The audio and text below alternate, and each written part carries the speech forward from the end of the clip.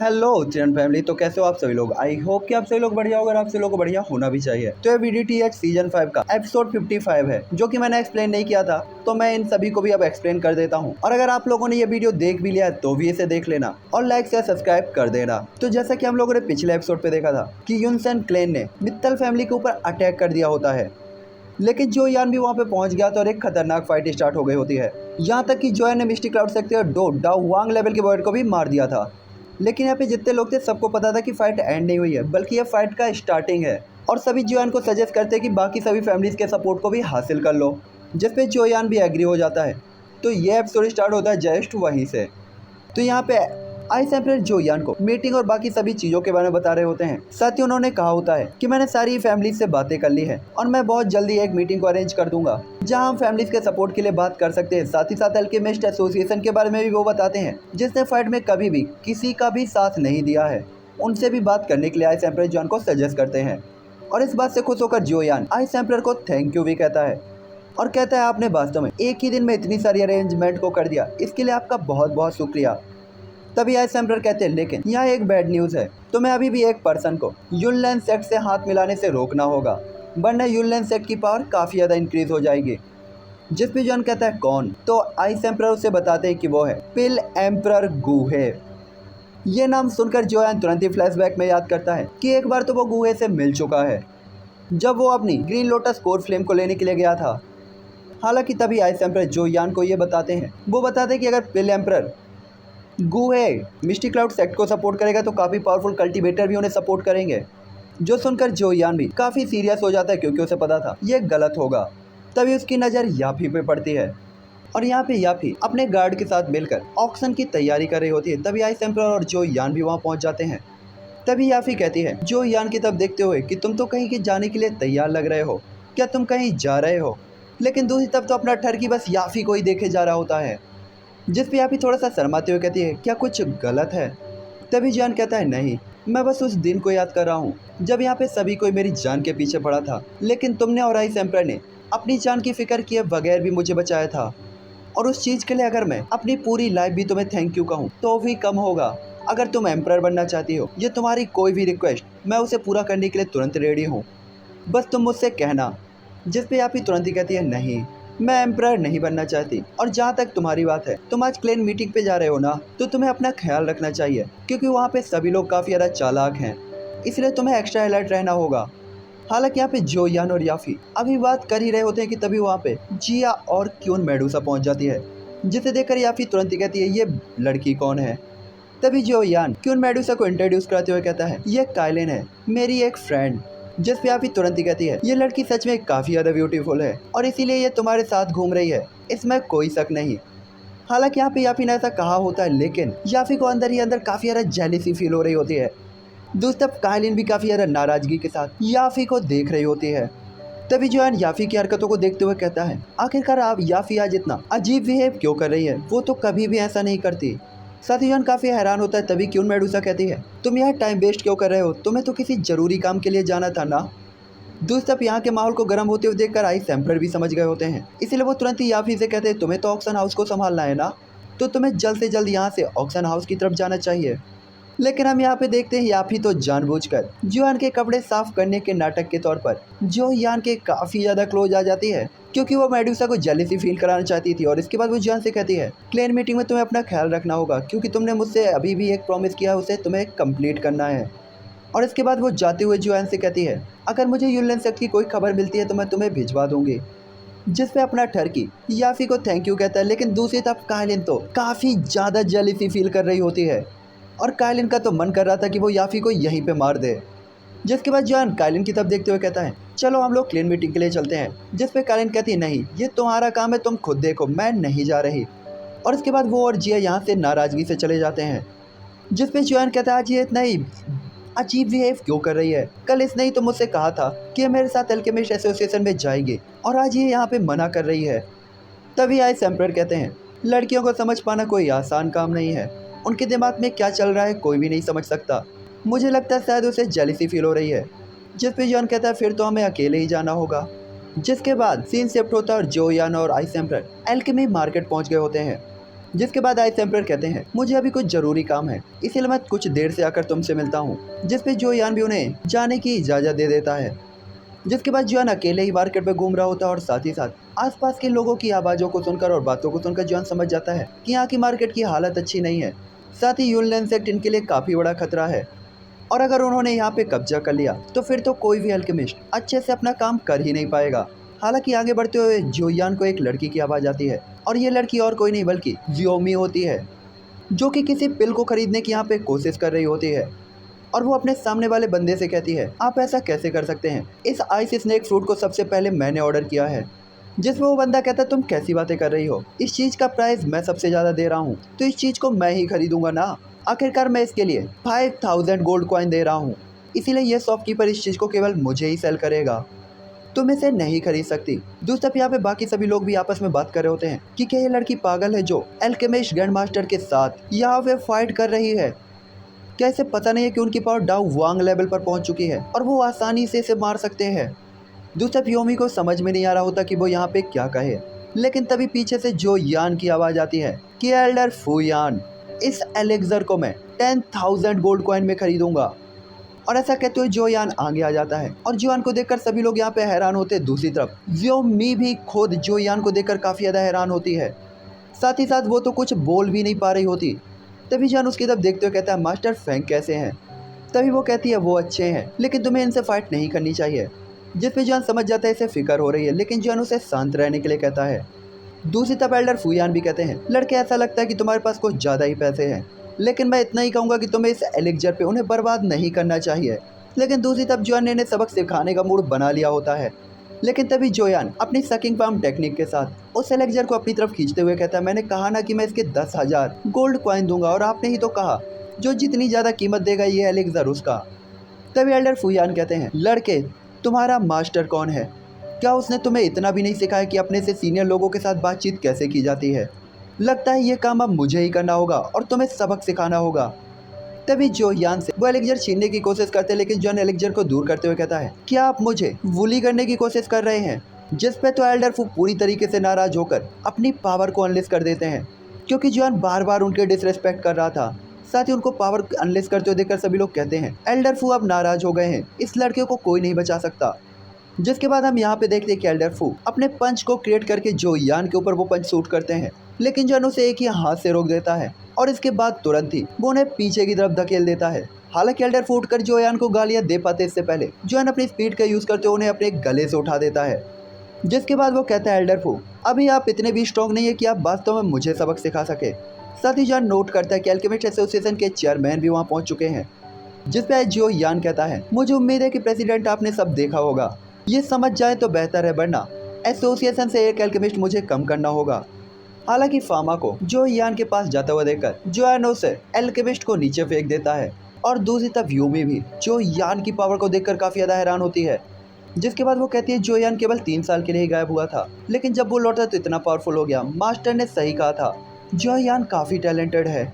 दूसरा फामा जो यान के साथ थोड़ी देर बातचीत करते हैं और इसके बाद कहते हैं तो अब हमें यहाँ से चलना चाहिए, आखिरकार मीटिंग में काफी सारे लोग हमारा वेट कर रहे हैं।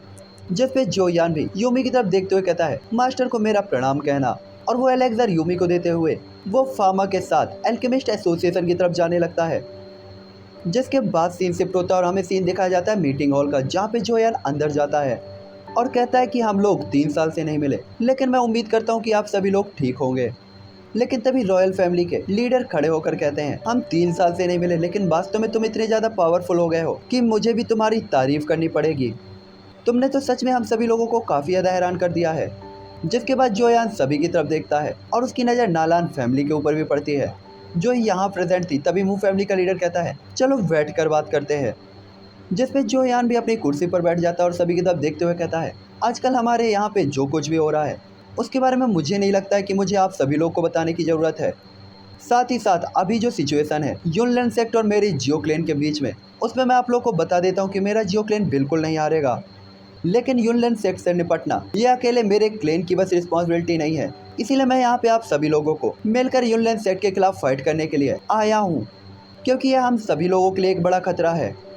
तभी रॉयल फैमिली के पैट्रियार्ट कहते हैं, तुमने जो कहा वो सच है, यूनलैंड सेक्ट हम सभी के ऊपर सबसे बड़ा खतरा है, लेकिन हमारी और उनकी कोई जाति दुश्मनी नहीं है।